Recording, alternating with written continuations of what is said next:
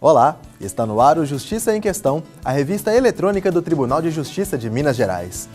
Acompanhe o balanço dos acordos realizados no Estado durante a 11ª Semana Nacional da Conciliação. Saiba como o Poder Judiciário trata as demandas relacionadas ao direito do consumidor em estacionamentos. Vai viajar? Conheça seus direitos em viagens aéreas. Caso fortuito e força maior. Entenda a diferença entre esses dois conceitos. E mais, Cantata de Natal, o espetáculo que é fruto de um trabalho social realizado com crianças e adolescentes em risco de vulnerabilidade. Fique com a gente, o Justiça em Questão começa agora.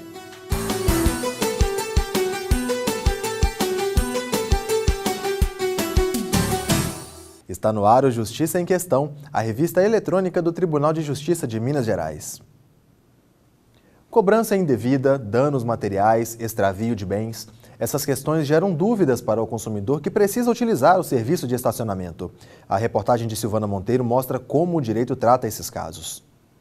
De acordo com o Denatran, Departamento Nacional de Trânsito, a frota de veículos em Belo Horizonte cresceu 98% nos últimos 10 anos, passando de quase 900 mil em março de 2006 para quase 2 milhões no mesmo período deste ano. Quem sai de carro precisa estacionar. Mesmo utilizando-se de estacionamentos privados, a preocupação com a segurança do veículo e dos pertences que estão dentro dele continua.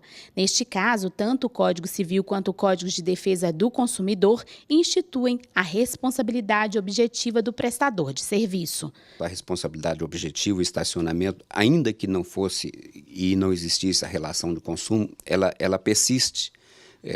A responsabilidade objetiva, porque a empresa que oferece estacionamento, ela tem que oferecer esse estacionamento naquelas condições que se espera para a modalidade do negócio. O proprietário de um estacionamento em Belo Horizonte criou métodos para auxiliar no controle de segurança, tanto para ele quanto para o consumidor. Um livro de registros para a pessoa registrar o que ela tem. Se ela acha que ela precisa, tem alguma coisa de valor que ela quer registrar, a gente deixa tanto no estabelecimento escrito para a pessoa poder fazer esse registro, quanto a gente se cercou desde o início de câmeras. Para o proprietário de estacionamento, para a própria segurança dele e do consumidor, é importantíssimo se você tem um estabelecimento que você tem condição de colocar câmeras para você ter total capacidade de checagem se acontecer alguma coisa que o consumidor acha que sumiu alguma coisa, para você depois poder checar e ver quem está razão. O Código Civil prevê a modalidade do contrato de depósito, que se aplica perfeitamente ao serviço prestado pelos estacionamentos, quando alguém toma para si a guarda de um bem imóvel até que o proprietário o solicite de volta. O contrato de depósito ele tem duas modalidades reguladas em lei. As partes podem contratar um depósito do bem lacrado. No caso, você entrega o seu veículo no estacionamento, leva a chave, o bem está fechado. Alguns estacionamentos, para disponibilizar mais vagas, eles oferecem, eles exigem que as pessoas deixem no local as chaves do veículo. Então, o bem não está lacrado. Aumenta a responsabilidade e a possibilidade de acesso no bem e, consequentemente, os pertences que estão guardados no interior do veículo ficam também sob a guarda daquele que tem acesso. As regras legais do Direito Civil e do Código de Defesa do Consumidor valem para estacionamentos pagos e gratuitos. Qualquer cobrança deve ser informada antes e as normas do estacionamento devem ser esclarecidas antecipadamente. No caso de problemas envolvendo o bilhete de acesso, é preciso ter cuidado com cobranças indevidas. Esta fisioterapeuta recebeu um cartão com defeito ao entrar no estacionamento de um shopping. Antes mesmo de fazer as compras, a consumidora procurou se proteger, acionando o gerente. Ele falou que ele não iria conversar comigo e que era para me pagar o valor referente ao cartão. Aí eu não concordei com o pagamento, porque não tinha sido eu que tinha quebrado o cartão. Aí ela falou que, de qualquer forma, eu teria que pagar. Eu falei com ela que ela poderia ligar para a polícia. E ela foi muito irônica comigo, falando que se eu não chamasse, eles mesmos chamariam. E aí eu entrei em contato de novo com o atendente do guichê e pedi para que ela falasse com o gerente que ele teria que aguardar junto comigo. Nessa hora ele já mudou de conversa. Ele falou comigo que eu teria que pagar somente a permanência e que ela me daria um outro cartão para me sair. Marco Gazola costuma resolver essa questão de forma diferente com seus clientes.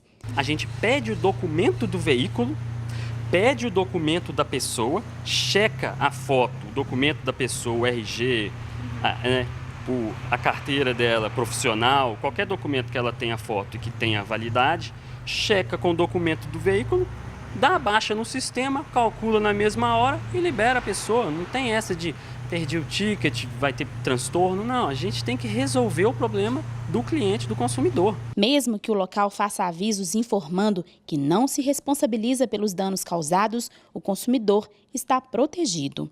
Então, essas cláusulas são consideradas nulas de pleno direito e elas são tidas como se não escritas fossem.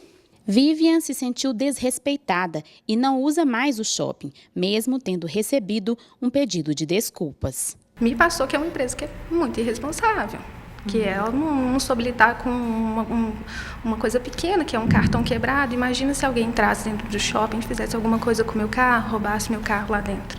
Então, como que ela procederia? Então, eu não confio mais nessa empresa, mesmo ela pedindo desculpas.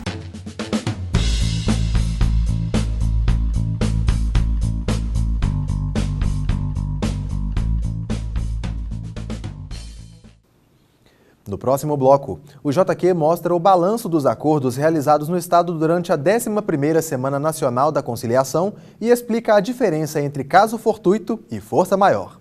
Voltamos em instantes.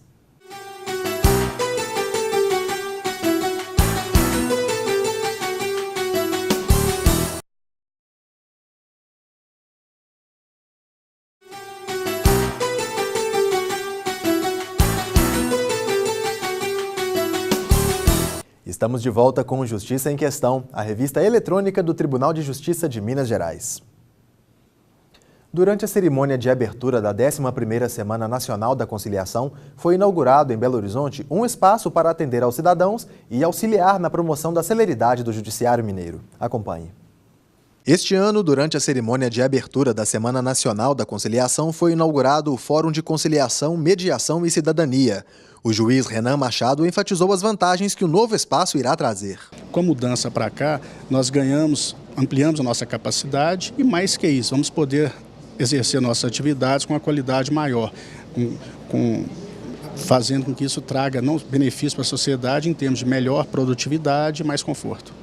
O local tem capacidade física para atender mais de 6.500 audiências por mês. Para a Semana da Conciliação deste ano, aqui em Minas, foram realizadas mais de 26.000 audiências. O valor conciliado ultrapassou os 59 milhões de reais. Tendo a conciliação, a vantagem é que às vezes o processo pode ficar mais célere, porque a gente consegue fazer um acordo na primeira audiência.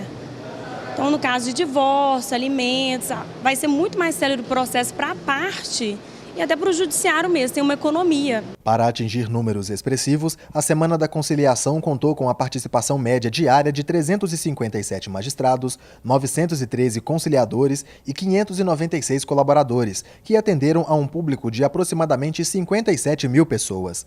Também aconteceram mais de 1.000 audiências noturnas. A presidente do Supremo Tribunal Federal, ministra Carmen Lúcia, prestigiou a cerimônia e descerrou a placa junto com o presidente do TJMG, desembargador Herbert Carneiro. O desembargador Saulo Versiani Pena destacou que a inauguração do espaço vai contribuir para a missão e compromisso do Tribunal Mineiro para manter a cultura de paz e celeridade do judiciário. Na verdade, quando se fala de projeto cidadão ou cidadania e que as pessoas venham procurar a conciliação, nós precisamos também tratá-las com dignidade. E a questão do espaço é justamente para que as pessoas sejam bem recebidas e poderem se autoconciliar. No Tribunal de Justiça de Minas Gerais, houve adesão de 196 varas judiciais, 86 centros judiciários de solução de conflitos e cidadania e 63 unidades dos juizados especiais. Ao todo, 179 comarcas em todo o estado participarão da campanha que contribui para a celeridade. Caso fortuito e força maior são fatos imprevisíveis ou de difícil previsão que provocam consequências ou efeitos para outras pessoas. Mas quando essas situações são passíveis de indenização? Veja na reportagem de Silvana Monteiro. O artigo 393 do Código Civil prevê que o devedor não responda pelos prejuízos resultantes de caso fortuito ou força maior se não houver responsabilidade por eles. A advogada destaca a diferença entre os termos caso fortuito e força maior.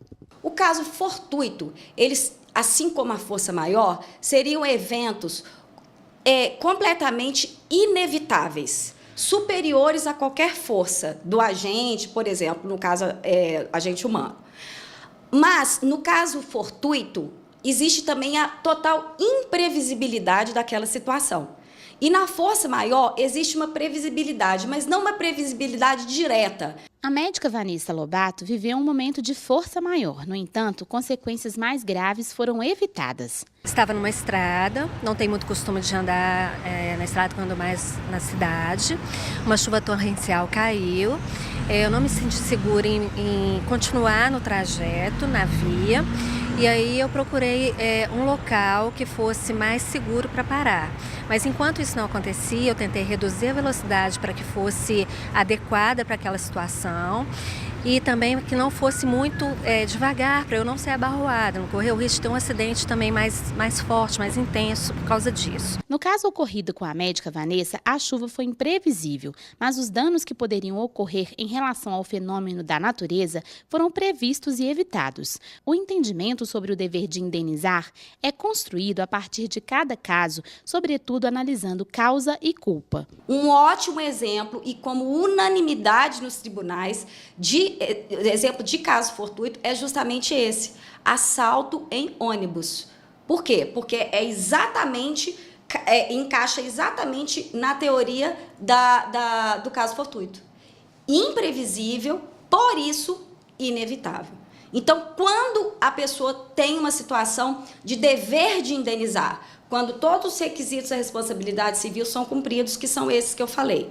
Quando um deles não é cumprido, por exemplo, não existe culpa, não foi culpa de ninguém. Por quê? Porque foi completamente imprevisível e por isso inevitável, aí então seria o caso fortuito. Vanessa Lobato acredita que alguns casos podem ser previstos e evitados. A cautela pode ajudar muito. A cautela deve ser primordial e a nossa vida ela é única, então a gente tem sempre que escolher as melhores alternativas para aquele problema, solucionar de forma adequada.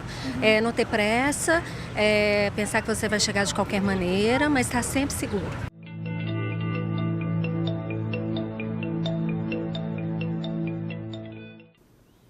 No próximo bloco, saiba quais são os direitos assegurados ao consumidor em viagens aéreas e acompanhe a reportagem especial sobre a cantata de Natal do TJ Mineiro. Fique com a gente, o Justiça em Questão volta já.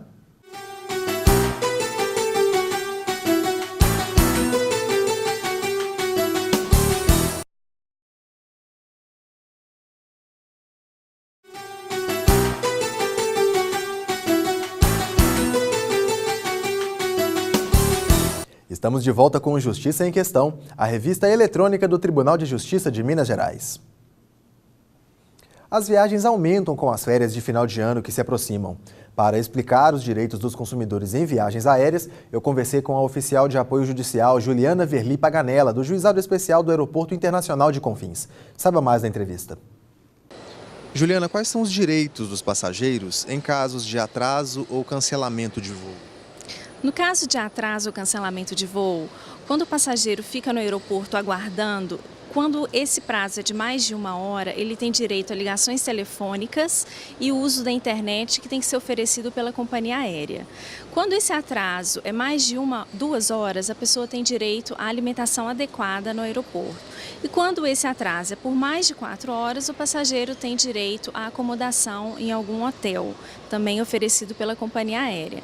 Além disso, a pessoa tem direito a ser reacomodada no próximo voo da companhia aérea ou em um voo de uma outra companhia, também providenciado por essa companhia que o passageiro comprou a passagem. Se a pessoa não quiser essa reacomodação, ela tem direito a um reembolso integral do valor pago.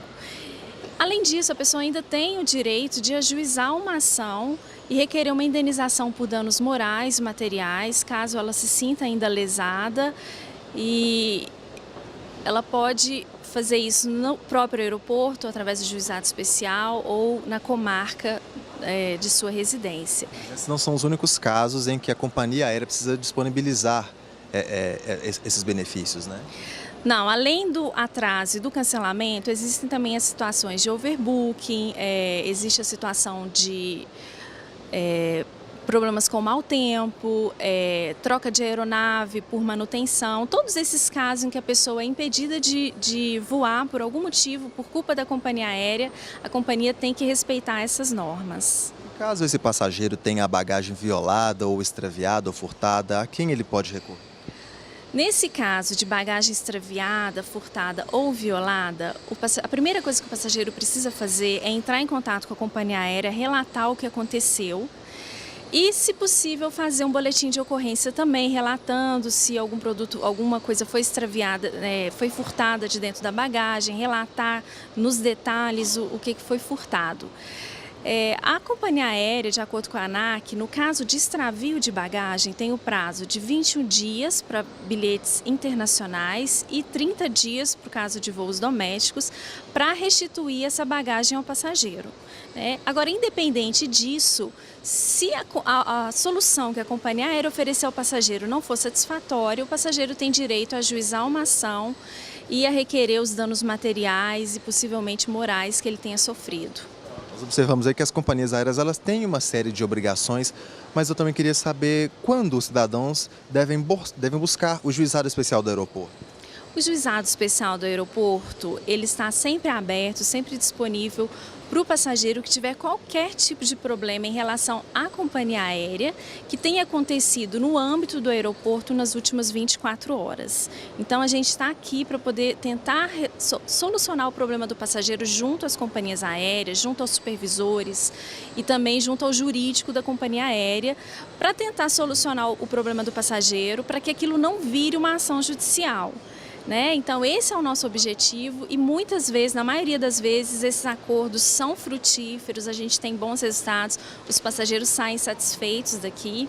E quando isso não é possível, a gente dá todas as orientações jurídicas do que pode ser feito. A cantata de Natal do Tribunal Mineiro é resultado de meses de ensaio e preparo de crianças e adolescentes e de todos os envolvidos no projeto. A apresentação pode ser traduzida em canto, emoção, beleza e cidadania. Luzes, roupas, equipamento de segurança, instrumentos musicais e o show está pronto para começar. É assim que acontece há 3 anos, desde que foi realizada a primeira cantata de Natal do TJMG. Mas não se trata apenas de uma apresentação. Esse é o fruto de uma ideia da Assessoria de Comunicação e de um trabalho social de longo prazo realizado pela COINGE, Coordenadoria da Infância e Juventude do Tribunal Mineiro. A preocupação com a criança e adolescente deve ser uma preocupação permanente, não só do Tribunal de Justiça, mas de toda a nação brasileira. Um país que não se preocupa com suas crianças, com seus adolescentes, é um país sem futuro. E é sobre essa ótica que o Tribunal de Justiça enxerga a questão relativa às crianças, aos menores e adolescentes. É porque quando a COINGE foi constituída, o objetivo foi realmente de fazer um trabalho social com as crianças e adolescentes do Estado. São crianças e adolescentes em vulnerabilidade, crianças que normalmente estão em abrigos ou são pertencentes a comunidades, os adolescentes são adolescentes de comunidade ou trabalhadores mirins, e, na verdade, o objetivo desse projeto é de formar cidadãos. Atualmente, o projeto conta com 140 crianças no coral infanto-juvenil e 100 adolescentes na orquestra jovem. Após a seleção desses meninos e meninas, a aptidão de cada um é avaliada e tem início o processo de aprendizagem, com aulas práticas e teóricas. Eles têm a possibilidade de ter aula de instrumento, no caso o instrumento que eles escolherem, dentre esses que nós temos disponíveis, e também de canto coral. A partir daí, os instrumentistas também têm a possibilidade de participar da orquestra jovem, assim que tiverem condições técnicas, e os integrantes da aula de canto vão para o coral. Mas até chegar ao momento em que as luzes de Natal se acendem trazendo a música, muita coisa precisa ser feita. São meses de preparação, com 5 horas semanais de aulas e ensaios ministrados por um grupo multidisciplinar de professores. Nós temos 5 professores da área de cordas, violino, viola, violoncelo, contrabaixo. Temos um professor de percussão, um de flauta transversal e teoria musical, e também um professor de inglês que faz o trabalho de pronúncia e mesmo de preparação das crianças do coral. Eles aprendem sobre música e também a administrar o próprio tempo. Fazer parte do projeto trouxe mudanças para esses jovens artistas, que não podem deixar a escola de lado. Mudou também que eu estava acostumada a fazer o para-casa, eu estudo de manhã, eu acostumava a fazer o para-casa depois que eu chegava da aula e fazia as outras coisas. Agora eu chego em casa, tenho que fazer as coisas à noite. O espetáculo acontece também graças à atuação de parceiros. A adesão ao projeto por entidades como o Instituto Ajudar, a Associação dos Magistrados Mineiros, o Centro de Voluntariado de Apoio ao Menor e o Conservatório de Música da Universidade Federal de Minas Gerais proporcionaram aos jovens a oportunidade de se apresentarem também em eventos solenes, como a posse da nova diretoria do TJMG.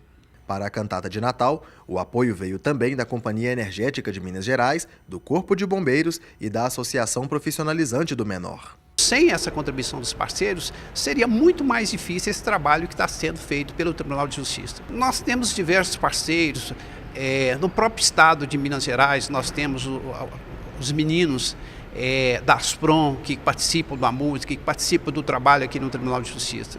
A cantata é o grande momento do ano para eles e mexe com as emoções dos jovens durante os ensaios. Quem conta é uma pequena grande cantora. Dá um pouco de medo, a gente fica um pouco nervoso, na hora a gente erra um pouco a letra da música, mas no final dá tudo certo.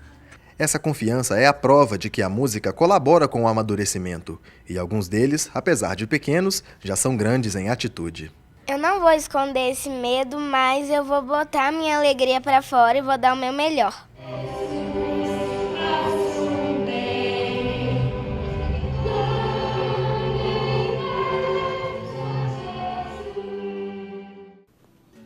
O Justiça em Questão continua na internet.